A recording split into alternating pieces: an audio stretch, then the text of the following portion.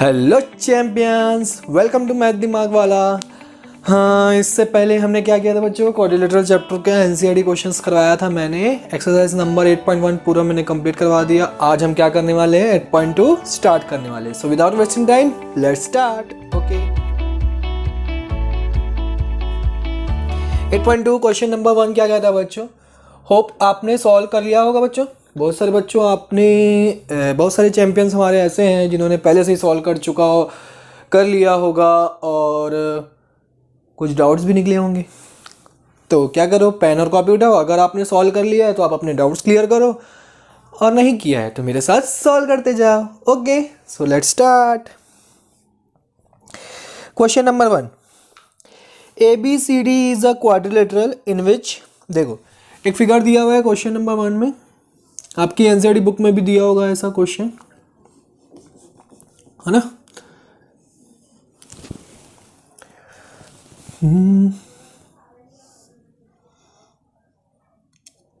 ये एक क्वाड्रिलेटरल है, ABCD। इन सब के मिड पॉइंट से AB का मिड पॉइंट है P, इसका मिड पॉइंट है Q, इसका मिड पॉइंट है R, इसका मिड पॉइंट है S। ठीक है, अब यहाँ पे अगर मैं PQRS को ज्वाइन कर दूं, PQR और ये S, PQRS को हम ज्वाइन कर देते हैं और AC एक डायगोनल हम ड्रॉ कर देते हैं, ये ऐसा। ठीक है, सब क्या बोल रहे हैं। फर्स्ट शो दैट, फर्स्ट क्या प्रूव करना है हमको, SR is parallel to AC, SR is parallel to AC and SR is equal to half of AC। तो ये कुछ आपको देखा देखा लग रहा है बच्चों। कौन सा थ्योरम है, मिड पॉइंट थ्योरम। कौन सा थ्योरम है, mid point theorem. Mid point theorem क्या बोलता है, जब कोई आपके पास ट्रायंगल मिले, जब आपके पास कोई एक ट्रायंगल मिले तो उसके दो साइड्स के मिड पॉइंट को जब हम ज्वाइन करते हैं तो ये लाइन क्या होता है, थर्ड लाइन के पैरेलल होता है और थर्ड लाइन के हाफ के इक्वल होता है। ये मिड पॉइंट थ्योरम कहता है। ठीक है, ये चीज़ हम यहाँ पे अप्लाई करते हैं। इजी क्वेश्चन है बच्चों, ये चीज़ यहाँ पे अप्लाई करो। कौन सा ट्रायंगल लोगे, in triangle ADC, in triangle ADC। अब देखो S and R are midpoints of AD and CD। S और R जो है किसके मिड पॉइंट्स है, AD and CD के मिड पॉइंट्स है, तो वो हमने लिख दिया। तो मिड पॉइंट्स है, therefore according to midpoint theorem,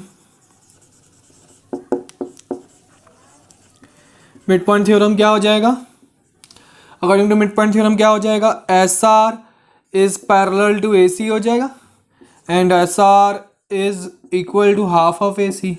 hence proved. बस इतनी कहानियां लिखनी थी बच्चों, और कुछ नहीं। नेक्स्ट चलो सेकंड पार्ट देखते हैं क्या बोलते हैं। PQ is equal to SR proof करना है।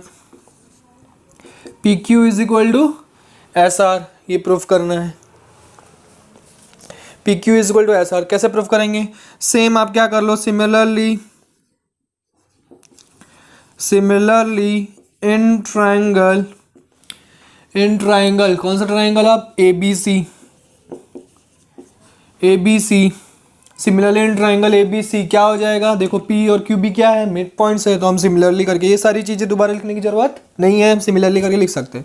सिमिलरली इन ट्रायंगल ABC क्या हो जाएगा, P and Q are midpoints, therefore PQ is parallel to AC and PQ is equal to half of AC। इसको इक्वेशन नंबर 1 दे दो, इसको equation number 2 दे दो। तो यहाँ पे आप क्या लिख सकते हो, फ्रॉम 1 and 2 हमको क्या मिलेगा, SR is equal to PQ मिल जाएगा। Hence proved. क्लियर है, यही हमको प्रूव करना था, प्रूफ हो गया। नेक्स्ट थर्ड पार्ट इसका है बच्चों, PQRS is a parallelogram. PQRS is a parallelogram. ये हमको प्रूफ करना है कि PQRS जो है वो क्या है, पैरेललोग्राम है। कैसे प्रूफ करेंगे? अब हमको पता है कि PQ जो है वो पैरेलल है AC के, और SR जो है वो पैरेलल है किसके, AC के। तो PQ पैरेलल हो जाएगा SR के, and PQ is equal to SR तो हमने पहले ही प्रूफ कर लिया है। तो हमको पता है कि किसी भी क्वाड्रिलेटरल का वन पेयर ऑफ साइड्स अगर हमने प्रूफ कर दिया कि पैरेलल और इक्वल है, देयरफॉर वो क्वाड्रिलेटरल क्या बन जाता है, PQRS इज अ पैरेललोग्राम बन जाता है। Hence proved. क्लियर है बच्चों? समझ में आया? इजी क्वेश्चन था। ओके, नेक्स्ट क्वेश्चन की तरफ बढ़ते हैं। क्वेश्चन नंबर 2 क्या कहता है? एक ABCD क्या है, एक रोम्बस है। ABCD is a rhombus. चलो एक रोम्बस ड्रॉ करते हैं हम।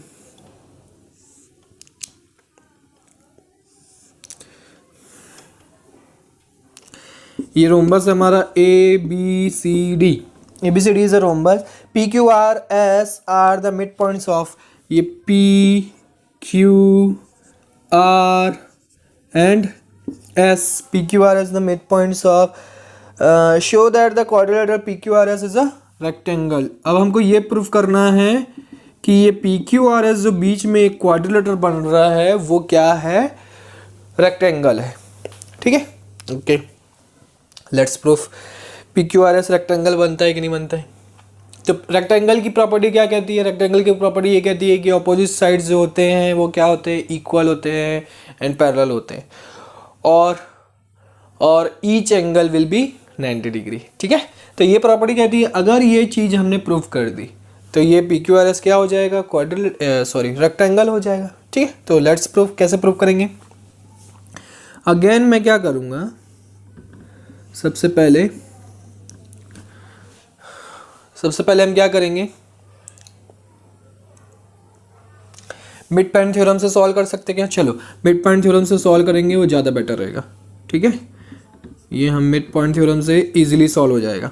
ठीक, इन ट्राइंगल आप देखोगे ACD S and R are the mid points of AD and CD। AD और CD के क्या हैं, मिड पॉइंट्स हैं। Therefore, according to midpoint theorem,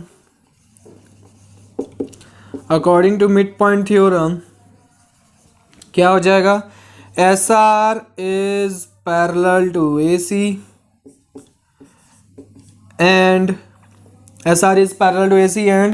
SR is equal to half of AC। Clear है? ठीक है, सिमिलरली इसको इक्वेशन नंबर 1 दे दो बच्चों। सिमिलरली इन ट्राइंगल कौन सा ले लेंगे, ABC। Similarly in triangle ABC आपको क्या मिलेगा, P और QB क्या है, मिड पॉइंट्स है बच्चों। तो PQ इज इक्वल टू सबसे पहले half of AC parallel to AC and PQ is equal to half of AC। Question number 2, from 1 and 2 क्या मिल जाएगा, हमको मिल जाएगा PQ is parallel to SR and PQ is equal to SR। तो one pair of sides क्या हो गया, हमको प्रूफ हो गया कि वो एक दूसरे के पैरेलल भी हैं और इक्वल भी है। सिमिलरली हम क्या कर सकते हैं, ये वाला डायगोनल ड्रॉ कर सकते हैं, BD डायगोनल, फिर हम CBD लेके हम क्या कर सकते हैं, प्रूफ कर सकते हैं। तो यहाँ पे आप सिमिलरली करके लिख लो, similarly RQ is parallel to SP and RQ is equal to SP। RQ is parallel to SP and RQ is equal to SP। Similar करके हमें लिख दिया। तो opposite sides equal and parallel तो प्रूफ हो गए, बट हमको क्या करना पड़ेगा, हमको 90 डिग्री भी प्रूफ करना पड़ेगा। इन ट्राइंगल, दो ट्राइंगल लेने हैं, ऑपोजिट दो ट्राइंगल ले लेते हैं। कौन कौन सा, A P S and C Q R, ये दो ऑपोजिट ट्राइंगल ले लेते हैं। उससे पहले हम क्या करें, यहाँ पे एंगल 1, इसको एंगल 2, इसको एंगल 3, इसको एंगल 4, ऐसे करके लिख दो। तो यहाँ पे आप देख सकते हो ए पी एस में देखो तीनों साइड्स इक्वल मिल जाएंगे। देखो कैसे मिलेंगे, सबसे पहले हमको पता है कि ए बी जो है वो इक्वल है किसके, सी डी के। दोनों तरफ हाफ हाफ से मल्टीप्लाई कर दो तो half of A B is equal to half of C D, है ना। हाफ ऑफ ए बी मतलब मैं यहाँ पे क्या लिख सकता हूँ, मैंने ये वाला ट्राइंगल लिया ना तो ए पी लिख सकता हूँ, और हाफ ऑफ सी डी मतलब ये वाला ट्राइंगल लिया मैं तो यहाँ पे सी आर लिख लिया। सिमिलरली मैं क्या लिखूंगा, A P is equal to C R proof हो गया। सिमिलरली मैं मुझे क्या करना है, अब ये वाली साइड और ये वाली साइड, तो मैं A D is equal to B C, है ना, क्योंकि हमको ये वाली साइड और ये वाली साइड अब इक्वल प्रूफ करनी है, ठीक है। तो इसलिए हम क्या करेंगे, ये वाली साइड को लेंगे तो A D is equal to B C, दोनों तरफ हाफ हाफ से मल्टीप्लाई कर दो, सेम प्रोसेस। उसके बाद देखो हाफ ऑफ ए डी बोला है तो अब मैं ये वाली साइड ना लेके क्या लूंगा, ये वाली लूंगा, ए एस लिखूंगा, क्योंकि हमको इस दोनों ट्राइंगल को कॉन्ग्रुएंट प्रूफ करना है ना बच्चों। ए एस लिया और दूसरा इसमें से कौन सा लिया, सी क्यू, तो A S is equal to C Q और A P is equal to C R, दो साइड्स हमको इक्वल प्रूफ हो गए। थर्ड साइड तो हमने इक्वल प्रूफ कर लिया है, क्या प्रूफ किया है, R Q is equal to S P, ये देखो R Q is equal to S P, है ना। Therefore triple S congruency rule क्या हो जाएगा, कॉन्ग्रुएंट हो जाएगा। Triangle A P S is congruent to triangle C Q R. अब ये दोनों क्या हो गए, कॉन्ग्रुएंट हो गए। देयरफॉर आप क्या लिख सकते हो, therefore angle 3 is equal to angle 4, ये जो हमने एंगल लिया है बाय सिम्प्लिसिटी, है ना। अब इन ट्राइंगल, अब यहाँ पे छोटा सा मैं लिखता हूँ, इन ट्राइंगल में आपको पहले भी बता चुका हूँ, किसी भी ट्राइंगल के दो अपोजिट साइड्स अगर इक्वल होते हैं तो उनके दो अपोजिट एंगल्स भी क्या हो जाते हैं, इक्वल हो जाते हैं। अगर दो अपोजिट एंगल्स इक्वल होते हैं तो अपोजिट साइड्स इक्वल हो जाते हैं, है ना। तो यहाँ पे देखो in triangle P B Q, ये छोटा वाला ट्राइंगल बच्चों जिसमें मैंने एंगल 1 और एंगल 2 बनाया, ठीक है। पी बी क्यू में देखो P B is equal to Q B Q मिलेगा, कैसे मिलेगा सोचो आप, मैं नहीं बताऊंगा, ऐसे ही सॉल्व करना है बच्चों। क्या करना है, ए बी सॉरी हाँ, A B is equal to B C लिख सकते हैं क्योंकि तो रोम्बस है तो ऑल साइड्स इक्वल है। A B is equal to B C लिख सकते हैं तो दोनों तरफ हाफ हाफ से मल्टीप्लाई कर देंगे, तो half of A B is equal to मैं लिख दूंगा P B, half of B C is equal to लिख सकता हूँ बी क्यू, तो P B is equal to B Q proof हो गया। तो उसके बाद देयरफॉर आप क्या लिख सकते हो, angle 1 is equal to angle 2 लिख सकते हैं। समझ में आ रहा, क्लियर है, ओके। बेसिकली हमको अभी क्या करना है, अभी हमको 90 डिग्री प्रूफ करना है, एंगल क्यू या फिर एंगल पी को 90 डिग्री प्रूफ करना है। वो 90 डिग्री प्रूफ हो जाएगा तो हमको समझ में आ जाएगा कि वो क्या है, एक रेक्टेंगल है, लिख सकते हैं हम। समझ में आ रहा है, क्लियर है ना, ओके। तो अब इसके बाद क्या करेंगे, अब आप क्या करो, angle 2 plus angle S P Q plus angle 3, देखो इस पॉइंट पे बच्चों बाय लीनियर पेयर लगा सकता हूं मैं, इज इक्वल टू 180 डिग्री। इस पॉइंट पे 3 एंगल बन रहे, 2, 3 एंड एस पी क्यू, ये वाला एंगल। तो एंगल 2 जो है वो किसके इक्वल है, एंगल 2 जो है वो किसके इक्वल है, एंगल 1 के इक्वल है ना।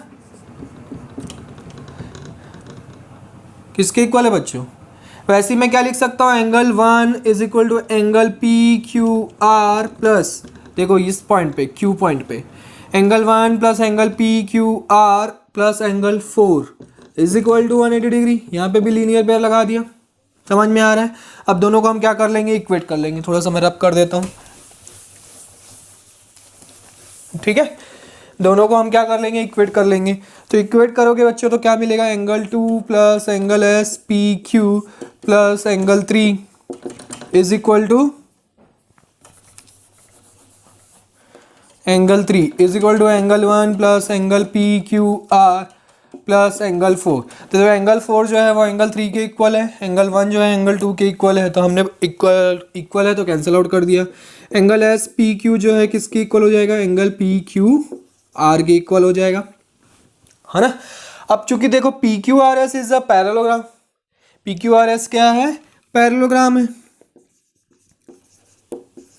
Therefore same side of transversal angle का सम कितना होगा, 180 डिग्री होगा। तो इसका मतलब क्या है, S P Q plus angle P Q R is equal to हम क्या लिख सकते हैं, 180 degree by same side of transversal angle. देखो ये same side of transversal angle बन रहा है कि नहीं बन रहा है, तो ये दोनों इक्वल है, तो हम क्या लिख सकते हैं, angle S P Q is equal to angle P Q R is equal to 90 degree. Hence P Q R S is a rectangle. Clear है बच्चों, समझ में आया, क्लियर है, ओके। तो आज के लेक्चर में इतना ही। नेक्स्ट लेक्चर में मैं और भी क्वेश्चन सॉल्व करवाऊंगा। अब मैं ऐसे ही आपसे स्लोली क्वेश्चन सॉल्व करवाऊंगा बच्चों, ताकि आपको समझ में एक एक क्वेश्चन आपको अच्छे से क्लियर हो। ओके चैंपियंस, तो आप प्रैक्टिस करते रहो। Bye bye, take care, see you in the next lecture.